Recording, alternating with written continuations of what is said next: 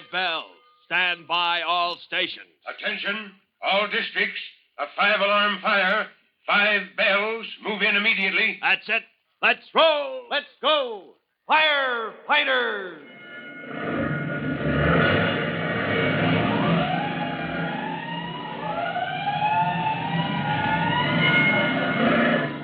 Presenting Firefighters, the true-to-life story of our unsung heroes who stand ready to ride by day or night against our most murderous enemy, the demon of fire.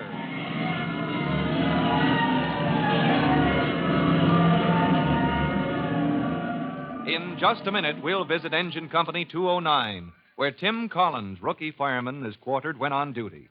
Tim has been on a special assignment by order of Chief Cody, but is on his way back to the fire station now. And before he gets there, we have time for this message.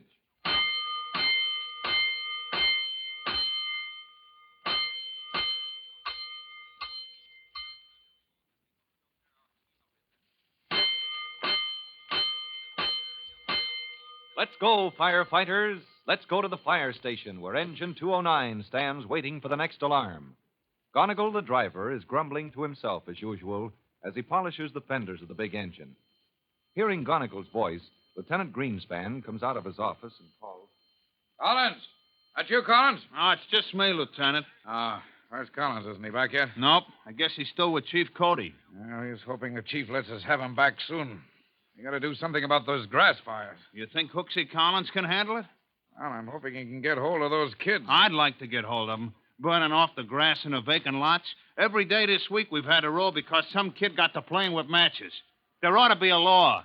There is a law, but those youngsters never heard of it. That's why I hope Collins can get in touch with them. Or maybe he'll catch a few and dust their jackets. I don't know, Gonigal. Maybe that's the way to handle it, and maybe not. Why don't you let me handle it, Lieutenant? I'd get me a big paddle. I'd go out in the lots where all these fires start. I'd take my paddle and I'd let the... 211. Box 211. Pearson Veazey. That's us, Gonigal.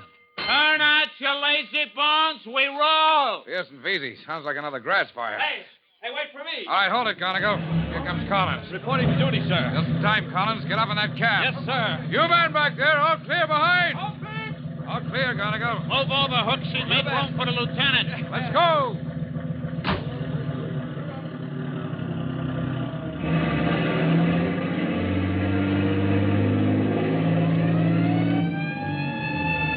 Pearson Veazey. Ha! What do you mean, ha? What's biting you, Gonigal? The same thing that's biting the whole company, Collins. Box 211, that's the Green Hills district. Every run we make, it's always Green Hills. Out in the edge of town? Oh, what's the matter, Gonigal? Don't you like the great open spaces? We're getting fed up with them, Collins. While you've been on special duty with Chief Cody, we've been running to grass fires every day. Grass fires? Near those oil tanks? That's right. Any day one of these fires might sweep up the hillside before we get there. And touch off a few million gallons of oil and gasoline. Oh, can't we head off those grass fires? Somebody's getting pretty careless. We're going to that later, Collins. When we get to the scene of the fire, keep a watch for a gang of boys. We got to get hold of them before Green Hills goes up in smoke. As Engine 209 roars toward its destination in the Green Hills district, Chief Cody is checking on the alarm.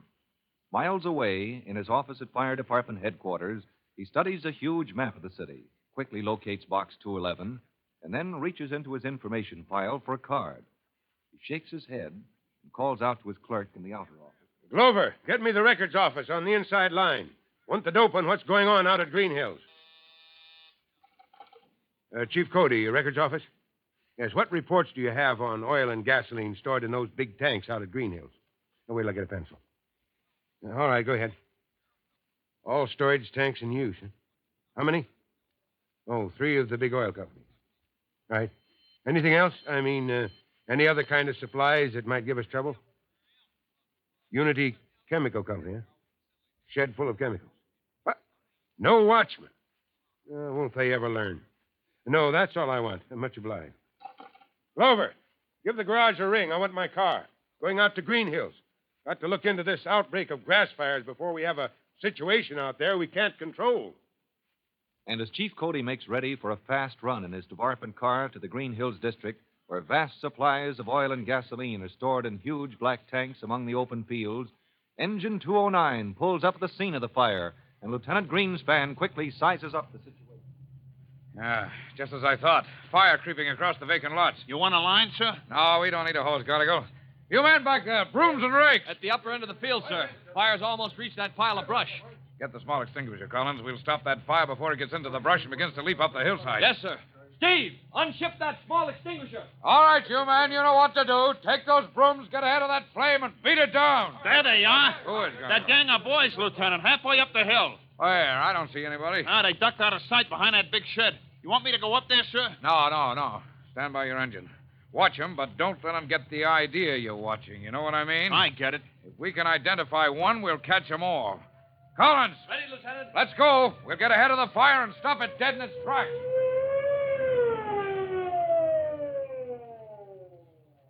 Well, driver, where's your company officer? Huh? There he is up there, Chief Cody. Oh, it's you, Garnigal. First time I ever caught you asleep on the job. Not me, Chief Cody. I was just concentrating. You know, concentrating? On what? What are you squinting for? For trying to see out of the corner of my eyes, Chief. I'm concentrating on that shed up there. Uh-oh. Don't look now. Garnigal, are you getting funny in the head? Me, sir? No, sir. No more than usual. The lieutenant, he told me to watch that shed. There's a gang of boys, Chief. Gang of boys, so that's it. Yes, huh? sir. We keep getting these alarms for grass fires, Chief, and all the time there's a gang of boys hanging around. Only they don't hang so close that you could get your hands on them. They've taken cover behind that shed? That they have, sir. Whisked out of sight soon as we got here. Hmm? But I've been watching. They haven't gotten away. Couldn't make a break for it without me seeing them. All right, keep on watching, Garnigal. I'm going to talk to your lieutenant. Sing out if you see anything. Garnigal told me the situation, Lieutenant. So it's a gang of boys, huh? Well, we've seen them often enough, Chief. And they've been starting these fires? Yeah, I'm sure of it. Oh, excuse me, Chief. All right, Collins, we're through with that extinguisher up there. Yes, sir. Take it down below. Use it to smother any coals the men can't beat out with a broom. Okay, Lieutenant. Thing about these grass fires, Chief. Not one of them we've seen yet has caused any real damage. But any day now. Yeah, let's get hold of those kids. Garnigal says they're still up there behind that storage shed. They're faster on their feet than I am, Chief. But where can they run to? Higher up, there's the oil company fence, 9 feet high, with a wire mesh only a squirrel could climb. Yeah, so if we separate, if we each go around one side of the shed. I'll drive them toward you, or you'll drive them toward me. We can't miss. All right, let's get started. But remember, we don't want to scare those boys.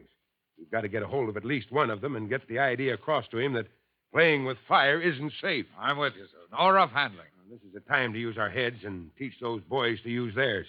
Oh, we'll separate here, Lieutenant. You go on that side, I'll go on this.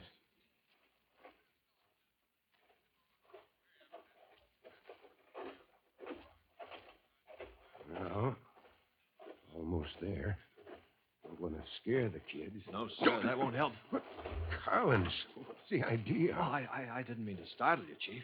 Coming up behind a man like that might as well shoot me as scare me to death. Oh, sorry, sir. I thought you heard me. I thought it was me you were speaking to. No, Collins, you just caught the old man talking to himself. So what's on your mind? Well, the fire's completely extinguished, Chief. I came to report to Lieutenant Greenspan, and then I saw you creeping along. Well, No, creeping is right, boy. Well, come on, creep along with me. We're trying to round up that gang of kids. Oh, hold it, Chief. We're at the corner of the shed. Easy now. I heard somebody moving. Yeah, coming this way, just sneaking along. Be ready to grab him if you have to. Here he is. Collins, let go of my arm. Oh, but of course. I hope I didn't hurt your arm, sir. What happened, Lieutenant? I thought you were one of those kids. We've been stung, Chief. You thought I was one of those boys. I heard you. I thought the same thing. But where are they? We've been all around the shed and not a sign of them. Well, they didn't go over that 9-foot fence. Oh, somehow they give us the slip. Well, if they ran away, why didn't Garnigal sing out? He was watching down there by the engine. So was the whole company, sir. Maybe they can tell us how we lost out. All right, back down the hill. Maybe Garnigal saw them.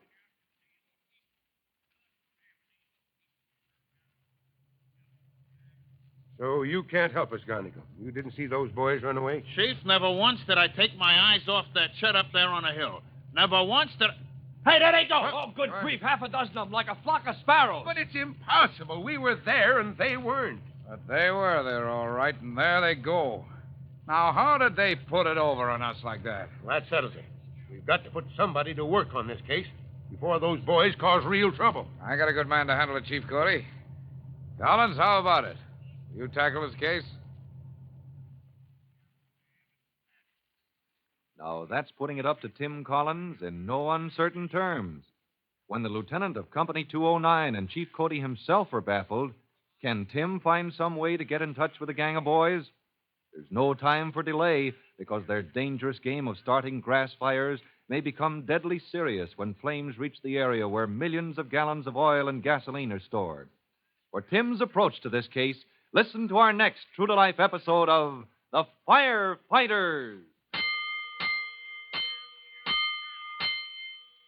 In just a moment, Chief Bob Cody will tell you, boys and girls, how you can help the firefighters in your own town. But first, here's a message you ought to hear. And now, Chief Bob Cody with a special notice for the Firefighters Brigade. Chief Cody. Boys and girls, this is your friend Chief Cody, and here's something we ought to think about. I've been noticing lately that some people are careless about burning rubbish and leaves and grass and so on. They don't realize how fast fire spreads and how quickly it gets out of control. So I'm going to ask you to check up on this. Now, just pass the word along that no fire at any time should be left to burn outdoors with nobody watching it. Remember, fire can't be trusted. So when you see rubbish burning, just look to see if anybody is in charge of the fire. If not, you know somebody is taking a pretty serious chance. Well, that's all for now. So long, everybody. Fire Chief Cody and the young rookie fireman Tim Collins will be back on the same station the next time you hear... That's it. Let's roll! Let's go, Firefighters! Firefighters is a copyrighted feature of William F. Holland Productions.